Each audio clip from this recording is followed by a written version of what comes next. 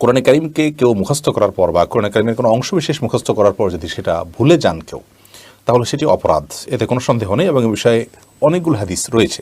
সহিহ মুসলিম হাদিসে নবী করিম সাল্লাল্লাহু আলাইহি সাল্লাম স্পষ্টভাবে জানিয়েছেন এ বিষয়ে যে কেউ কোরআন শিখে কোরআন মুখস্থ করে যদি ভুলে যায় সেটা অত্যন্ত খারাপ এবং গর্হিত বিষয়।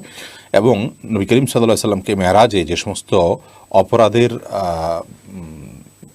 শাস্তি, সাজা এবং তার পরিণতি আল্লাহ রাব্বুল আলামিন দেখিয়েছেন, এবং বিশেষভাবে যে সমস্ত অপরাধের পরে উম্মাকে সাবধান করেছেন নবী করিম সাল্লাল্লাহু আলাইহি সাল্লামের মাধ্যমে আল্লাহ রাব্বুল আলামিন, সেই অপরাধগুলোর মধ্যে থেকে একটি হলো কোরআনে কারীম শেখার পর অর্থাৎ মুখস্থ করার পর সেটাকে ভুলে যাওয়া। বিদায় এটা অন্যায়। কিন্তু এর ব্যাখ্যাটা কি, অর্থাৎ কোরআনে কারীম মুখস্থ করার পর ভুলে যাওয়া বলতে কি বোঝায়, এ সম্পর্কে ফুকাহায়ে কেরামের অনেকেই বলেছেন। যেমন ইমাম আবু হানিফা রাহিমাহুল্লাহর মত হলো যে যদি কেউ